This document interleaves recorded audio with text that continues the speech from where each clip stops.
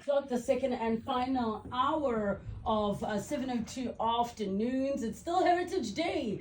I hope you guys are having a good time on your public holiday. I know some people are knee deep in work as we are right here, and so honored that you chose to be in our company for today. Coming up in this hour, we are together again with Standard Bank Private, and we're talking about in our masterclass on wellness, building a healthier, wealthier life, and then exploring the idea that physical, mental, and financial health are actually interconnected. And I want to hear from all of you on that. We will be joined by Mogen Naidoo, executive coach, professional motivational speaker as well, and a mentor. 011 883 0702, SMS us 31702, tweet at Relebogile M at Radio 702 using the hashtag 702 afternoons and the WhatsApp line 072 702 1702.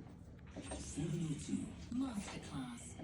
The Masterclass with me, Relebogile, which is brought to you by Standard Bank Private on 702. And we have been having a wonderful journey. Head over to primemediaplus.com or download the app if you want to catch up on all our conversations we've been having with Standard Bank Private around just not just getting wealthy, protecting your wealth, making that wealth. And today it's for us to recognize that wealth, all kinds, are actually interconnected. 011 883 0702 and the WhatsApp line 072 702 and 702.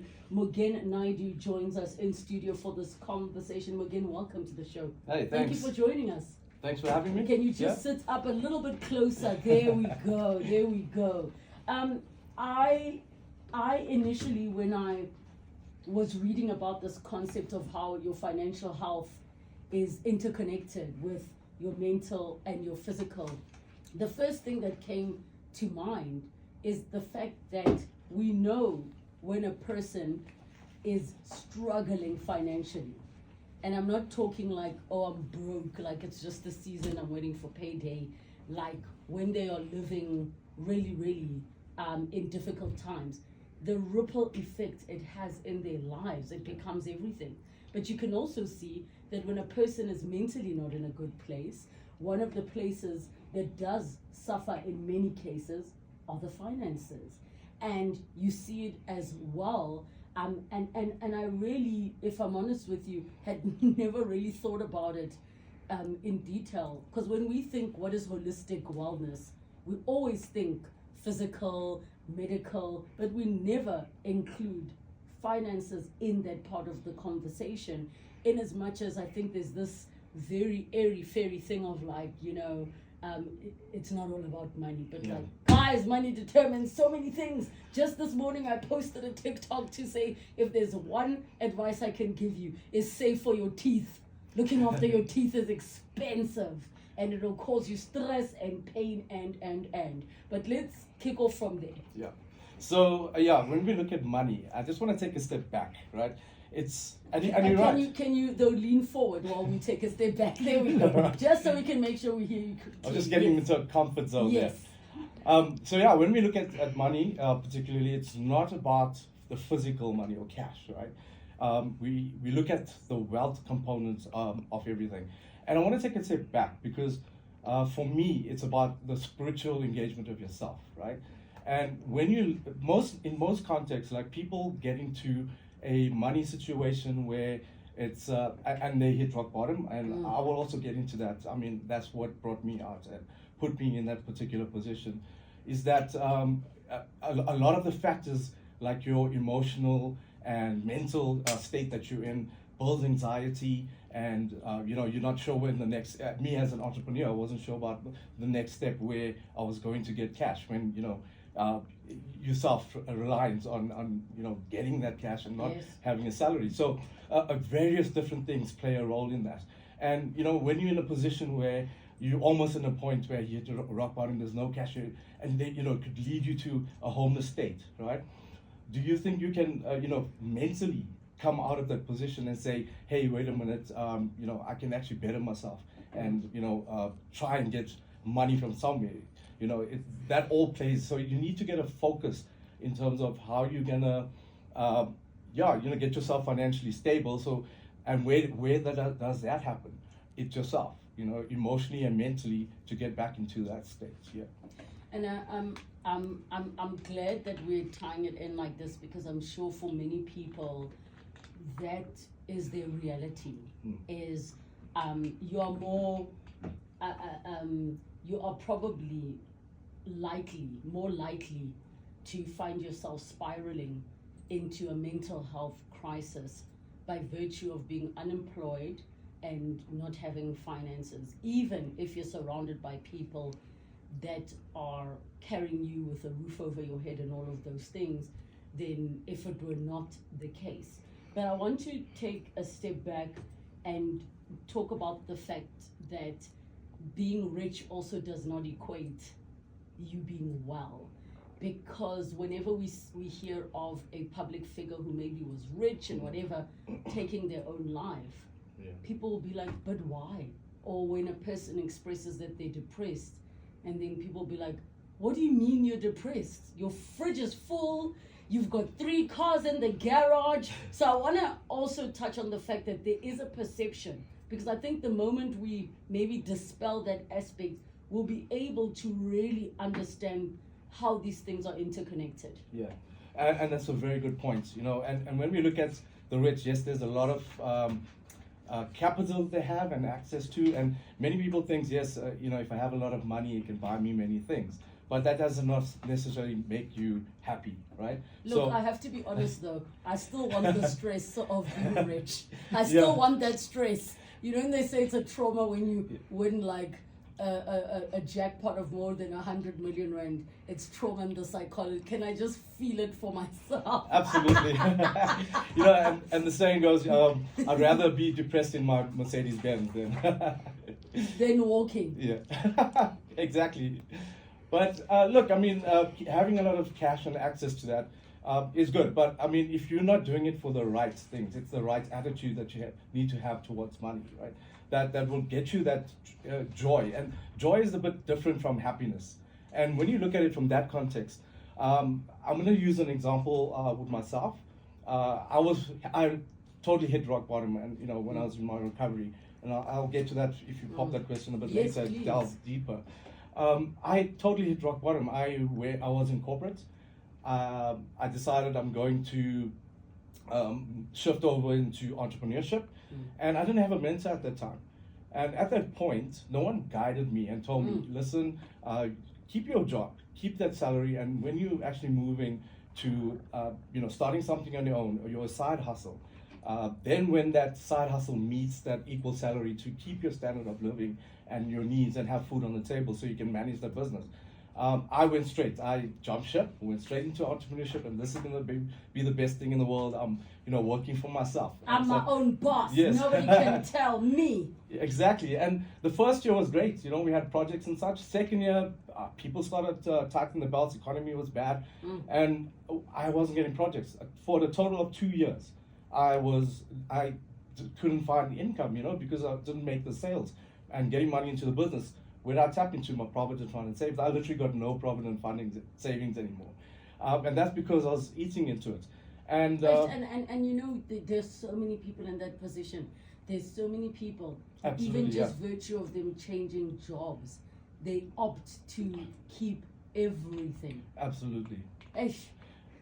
Yeah, and and just going back to a point where, I got involved with a specific crowd, and I would like to say Stanton lifestyle. You're around here. So, yep. And now you're seeing, in corporate I was earning quite comfortably. I wouldn't say very bad, and it was quite good. But I was still, looking at it from a material perspective and trying to chase that, what my friends had. They had big houses, they had cars. I want a faster car. And I was actually trying to live a lifestyle that I couldn't afford. So, and that's what the material aspects and I set myself goals. And at that point, I wasn't reaching those goals. And that put me into major, major depression. Not only the depression component, trying to, doing things to get more money to get those goals. And I didn't meet it. and I started hitting, financial rock bottom where I was in arrears with my bond for 3 months, or where off I was actually got stopped on the street because I ran out of petrol, couldn't fill, and they had to borrow 20 rands, it's things like that, that you put yourself in that situation because I'm trying to get something that wasn't me. And the whole point now in that context, in an example that I explained, is that you need to be the person that you have that purpose. You found that purpose for yourself, and instead of living someone else's life. Because though my friends, yes, whatever, they had a lot of money and rich, and I wanted to have that lifestyle, but that wasn't me. So I was living someone else's lifestyle that I couldn't afford, that put me into that situation. So, yeah. Right, we need to take a break. When we come back, we continue, and I'd love to hear from all of you with your own experiences. Where have you seen finances being connected to your physical well-being, being connected to your mental well-being? 011 883 0702, the WhatsApp line 072 702 1702. This September, Can I stop it? Pause it. 21 minutes after 2 o'clock, we continue with our finance feature. Our masterclass. It is feeling finance feature-ish, but yes, it is our masterclass. Finance feature was earlier, and we are walking this journey together with Standard Bank Private. Today we're talking about this healthier, wealthier lifestyle and how everything is interconnected. Wealthier is not just about the finances. 011 883 0702 and the WhatsApp line 072 702 1702. We're chatting to Mogen Naidoo, executive coach, professional speaker, as well as a mentor. Mogen, you were chatting about your own personal journey, and we've spoken quite a bit on this show about how our relationships with money and our money personalities say so many things. After you hit your rock bottom, trying to basically keep up with the Joneses, it's really nothing new. Everybody goes through that experience, no matter how humble or noble they are. For some it's cars, for others it's Pilates, for others it's the Starbucks coffee. It manifests itself in many different ways. How were you able to build yourself back up, and when did you realize it wasn't about, the real issue wasn't money? Yeah. So, we spoke about this earlier. It's not the material components of money. When you look at it, and I'm going to go back to the context of myself, and trying to live up with the Joneses, right? I probably didn't love myself, because I wanted to be, that person where, I wanted other people to love me, and it was an external thing, right? So I would have I needed that big house, I needed to show off with a fast car, and then I would get attention from people, have the smartest clothes, or, the most expensive clothes. You wanted to such. be envied and validated and looked up to. And that comes back to not loving myself. And when I look at it, and, I've been in recovery, through the 12-step program for those many who are familiar with it, and I was also in from a spiritual perspective. When I hit rock bottom, I had a trip to India as well for spiritual enlightenment, and it goes back and beyond. Just taking a step back when we look at it from a money context, is that I didn't love myself, and after the recovery, I'm 8 years. In recovery and clean. So the whole part was that I love myself again. So I didn't need to have that validation and attention from the outside world, and that brought everything so much tighter, that because I love myself and not looking for that specific attention, it took away that I needed material things to, I want to buy things that are for experience, all the experiences. So it went from what I wanted in life to what I just needed in life. So I can just exist, now with the minimal. And when one of the funniest things was during that trip, and I came back and looking at things in my house, I had so much of these, gadgets and things in my house that, took up space. I literally posted on Facebook that I'm giving away my suits, giving away shoes. Really? Stuff that I haven't even used. Things were still in boxes. And I put it on Facebook and said, yeah, guys, This is what I have. I literally cleaned out my house just to have that door open in the back and had that, that vision where it's living a minimalistic life. Yes. And this just energy is coming in. And I just feel so liberated, not And being probably tied up. lighter. The light, much lighter, much lighter. Yeah.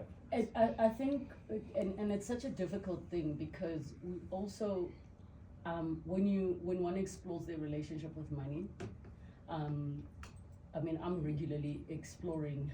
I said it to you off air. I'm exploring my fear of not having money, and trying to understand, because also that in itself is problematic, because fear attracts other things that you don't want in your space. But what I constantly ask myself is, what is the feeling you are looking for? And I'm very clear of the things money can buy that make sense to me, like security in all senses of the word, security, healthcare, all of those things. But I will still have thoughts of, like, I feel like I need to be like a multi-millionaire, but I can't really tell you why. Like, you know what I mean? Maybe at the crux of it is, I want to be able to do what I want to do when I feel like doing it. Yeah. However, with what you are saying about how everything is interconnected, when and how did it actually click for you, and maybe bring the physical into it as well? Yeah. Because I think it's something I'm still working through and processing and exploring. Yeah. So, and that's a very fair point. Having a lot of cash on hand, it's vital, especially in the world that we're living in. And security is quite, an important point. From a medical perspective, you want your medical insurance per month. And if I could just allude to my experience was, when I hit rock bottom and I came out, and thinking about having all this money and access to cash, for lack of a better term, I started hating it because, who hates money? Who hates having a lot of money? But there are people, I think, if like in your position, who would hate money if, like those winners of jackpots around the world who say they wish they hadn't won, or they hate. I can totally believe you. Absolutely. And I think when it took me back to an experience and that darkness that I felt previously. And also, I think when I did hit rock bottom, I wasn't mature about it. I didn't have that mentorship. I didn't have that support to say, this is how you should use it, right? So I eventually got a money coach, and this money coach was more from a not cash, but more from how I'm able to use it with emotionally, right? Use my cash emotionally, and from there it was looking at it, get money and love money, love the cash flow that's coming in, but it's the attitude that you have towards it, So you can have the attitude, okay, I want to live this lifestyle, I want the fastest car and such, but is that something that's necessarily going to make you very happy, or is it something that will give you an experience that, internally, because you love yourself and do what the things that you want to do, and use that, basically what you need in your life, right? So, yeah. When I think about the fact that there are people who go to bed extremely stressed, and what that impact has on their bodies, people that are dealing with not knowing what the future holds, which is living in almost like a limbo of insecurity, financial insecurity. I can see how it is all connected, possibly even to the choices you make of what you eat, what you consume, and all of those things. When we come back from the news, I want to jump into the stage of, we know and understand the information. How do we now action it in our lives, especially from your perspective as a coach? How did you pull yourself out of it? But then as a coach, how do you teach people? 011 883 0702, the WhatsApp line 072 702 and 702 for all your questions. It's 2:30. This General Standard Bank Private, and we're talking about that interconnectedness of the physical, mental, and financial well-being and health. 011 883 0702. The WhatsApp line 072 702 1702. We are having a conversation with Mogen Naidoo, executive coach, speaker, and mentor. And Mogen, we have chatted about your journey and also just some of the experiences that you've had of how you built yourself up. Now that we know what we know, because we read a lot, the information is freely available. What does one need to do? If you're like, okay, cool, I hear you guys with what you're saying. Yeah. What does this mean? What must I do? Yeah. So look, it is a very difficult situation where you are in, having issues with money, right? And so it affects you psychologically, right, and mentally. So if I look at it, and I'm gonna give my context, I use spirituality as the umbrella, right? And then it's the mental and aspects, the physical aspects. It becomes the financial aspect. So when we look at it from let's look at the mental aspect, which is the next point for me, because when you're in that, you get depressed, you get anxious, and it leads you to.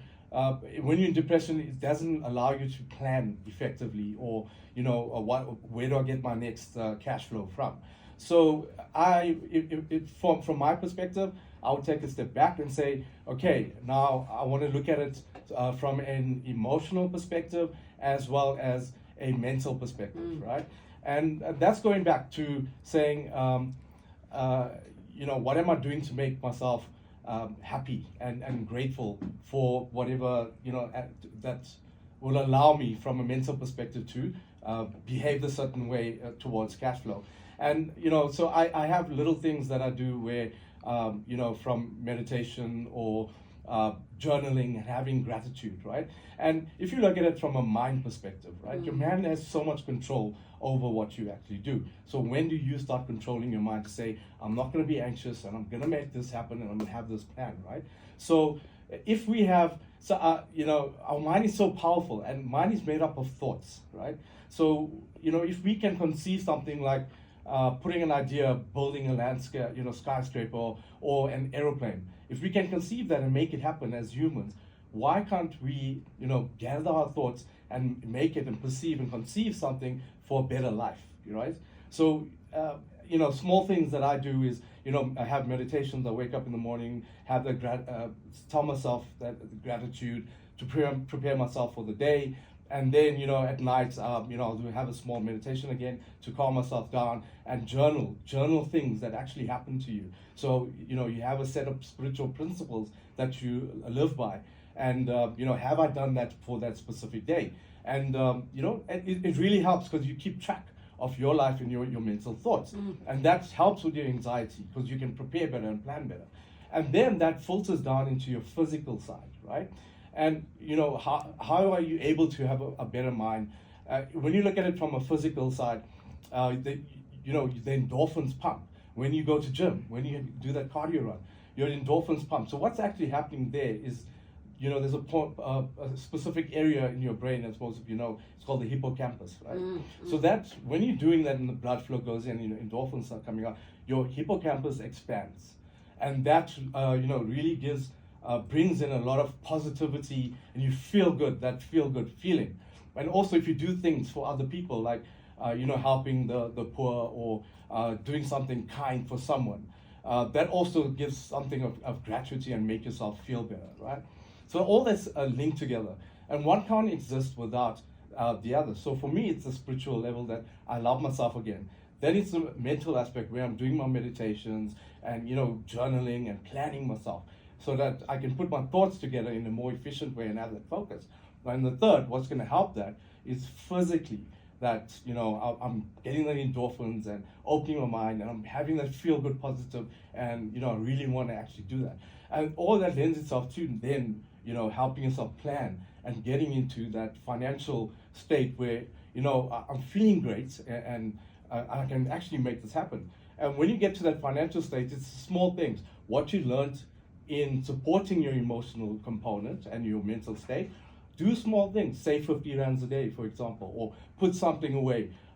If you get that first paycheck and how much you're putting towards savings, or even the smallest amount that can have a big ripple effect if you pay something towards your debts. About 2 years ago, 4 years. How long ago was COVID? 4 years ago. Yeah, 4 or 5 years. 4 or 5 years ago. Yeah. Just before COVID, I thought I was gonna. Excuse me. Just before COVID, I thought, okay, now things are going down, right? That was my luck in entrepreneurship. Why? Because during COVID, we were made essential workers. I own an IT company and telecoms, Yes. right? So now what happened? A lot of the, most of our margin revenue came from business, and we had bigger margins there. But now all the businesses started closing down, lockdown, and guess who was there? We were the guys who go in. People started working from home. We set up their home office. We gave them the internet, and our revenue, even though we went onto more residential side and delivering on that, we had volume sales. So if I could say that was my luck at that time. And, the business started really doing well, and, a lot of cash flow came in. And now at that point, because of both myself and from a spiritual perspective, organize my thoughts emotionally and mentally. And, physically, during COVID, I'm also a martial artist. I own a dojo, and that kept me going during that time, physically. So everything supported each other until I went to that point. And, when I started making the cash flow, I became more mature in terms of how I handled the money. I wasn't the guy who's like, okay, you know what, I'm in lockdown, I'm going to go buy a bottle of whiskey or something, or whatever the case may be. So it was, as I got that first money started coming in, I started pumping my bond, pumping money into my cars, things that I wanted to, credit cards, let's get those all those debts. And, and it really, really helped to get me to the position where I'm currently at, right? So it's things as you listen it, and you bring from aspects in terms of tying it together. And I can tell you, having that foundations in all these different things really helped me in terms of maturing. I think it was it was more about maturing and how I saw cash. And when you become more realistic and change your attitude towards money, then you start realizing that this is what I actually need and not what I want to impress people, but what I need. And started buying more experiences and putting money to the right things and setting up a savings, setting my RAs and, having more, basically pumping more money into my future, investments and such. So a lot of the money that I have isn't tied into assets at the moment, and also from an investment perspective, we saw the likes of cryptocurrency as well. So a lot of money in there, so it's things like revenue generating. Yes. And if you look at South Africans, we such a culture of consumers, right? And we're trying to change that because why aren't we exporting more? Why are we getting revenue coming in? So it's a lot because we consume a lot. So we need to change that aspect and start thinking, what can I buy that can generate revenue? What can I get assets that actually revenue generating, instead of something that's material, like a car would depreciate. What is the importance and priority towards getting that? And also the change in mindset from becoming generational wealth, sort of like the whole consumers and buy something right now. How is your mental state and your what you're looking out for your family, and having that attitude of building generational wealth, right? And what I'm hearing really is that the peace of mind that you get once you change your mindset means that your muscle is flexible and ready for when things go up and down, because Absolutely. you need to have your mind in the right headspace for you to make the right decisions. We're going to take another break. When we come back, we continue. Trafficking, the robots aren't AI, but more like an eye roll, and service delivery isn't delivering. But luckily, Take A Lot is. Shop anything from beauty and sport to tech and toys at everyday low prices, and get it delivered to your door faster than you can get home, even when you take back the road or take the back roads. Rather, delivery so quick, the speed thrills, halala with no limits, just the open road of happiness before you. Take A Lot, happy delivered.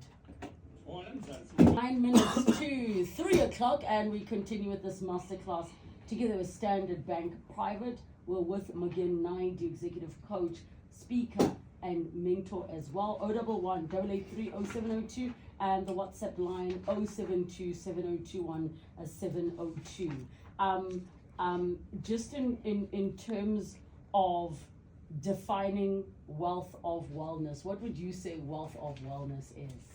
Yes, so and it's that's where it is. It's key. It's wellness, right? So as I mentioned also, it's holistically, it's everything. Wellness is basically everything put together. Yes. One cannot exist without the other.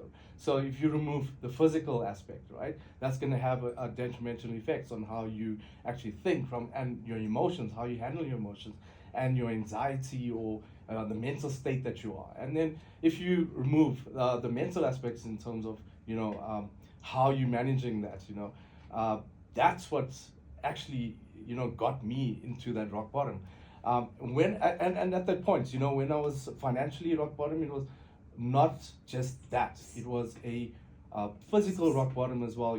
My body started changing, and I wasn't Yes. fit, and I didn't have that six-pack anymore. Not that I did have it, at the time, but so and but the major thing there was that I hit spiritual rock bottom, and it was this darkness, and I was just black, and that once that was because all the different layers and the principles, the foundations were removed. So I focused on myself, got that together, and started building my mental state, started loving, having that attitude, good attitude towards money. And I think also the energy starts to flow in a way Exactly. that now you attract Yeah. finances, you attract stability into your life. There's some messages on the WhatsApp line and a voice note. Sarah in Olivedale says, isn't it just a question of how ridiculous it is to try keep up with the Joneses? This is a well-known English saying. It's true, but the reason the saying is there is clearly it was happening that often that we had to call it something. Here's a voice note on 072-702-1702. It was what? Don't buy the things you don't need Exactly. to impress, with the Absolutely. money you don't have to impress the people you don't like. Yeah. You don't even actually like them, but here you are trying to impress them and gain their favor. Yeah. In terms of the bigger picture, do you think South Africans are starting to prioritize their wellness more when they think about wealth? Because we are seeing people are leaving jobs where they're like, sorry, the money's not worth it. Do you think Yeah. they really are getting to that place of the wokeness of, guys, all these things are connected? Look, I think it boils down to having that awareness, right, and understanding it. I think as South Africans, there's a lot of mental issues that we do have and that we need to sort out. And I don't think we're just there yet. And I think there's a lot of work that we need to do. There's a lot of unemployment that is, and that's an impact from the economy. So why is that happening? So we need to understand that. So I think we're still not there yet. I think as South Africans, there needs to be more awareness, and we need to have things like this to make people understand that it's not just money. It's not what you see on social media. Social media is it's so fake. Why do you want to have that cash flow that's fake? And keeping up with the Joneses. Why do you want to keep up with the Joneses? Do you want that attention? Do you not love yourself to at that point that you want attention from other people? When you start loving yourself, right? You don't need that attention from other people because you love yourself, right? And I'm someone who looks at yourself in the mirror and says, you know what, I love you, and saying that to yourself, that I don't need to go now buy the most expensive clothes or just look good, and that's what starts it. But just going back to the point, I think that more awareness needs to happen, in this context. Especially money, financial literacy, how the young people, as they're getting new jobs, how do we use that, right? And it's about all maturity, gaining that maturity and having that mentorship, having that support structure as well to say, yes, this is how we should do it. And I think by having that guidance, people realize more that it's less about what they want and more about what they need in life. And that's how you start managing it. And also use it with the right attitude, having that cash and use it with the right attitude. If you were to share with all the listeners the one big thing you want them to take away from this conversation. Yeah. And I think it's more celebrate your successes and guide with your failures. And if I can go back, is learn. Learn from the dark, like things that happen, Yes. and learn from that, and rectify those mistakes, and then and celebrate more. When things are really happening, celebrate those small achievements, because that's going to build up the positivity and guide you into how you're going to make use of mature with your finances and such. But also, it's learning from your mistakes. That's the crux, because it's not that doing the same mistakes and then getting yourself back into that cycle, of. I would even add, it is not too late, guys, Yeah. to start over. You might be listening thinking, but my finances are a mess, but my health is a mess, but my this. There are so many stories of people in their 70s who Yeah. are starting over. And if the key is that we walk away and get to understand that all these things need to live and work together as one. Thank you so much, Mogen, for Thank you. joining us.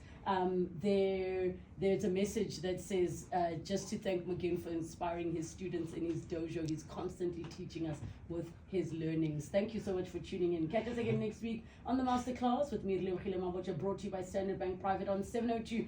We'll be delving into the journeys of extraordinary individuals who are designing a wealthier life, making smart financial moves that build legacies just like you can with the right partner. Because Standard Bank Private understands that success goes beyond numbers. It's about living a fuller, wealthier life with vision, purpose, and personalized support every step of your journey. Standard Bank is an authorized FSP and registered credit provider. T's and C's apply. Was it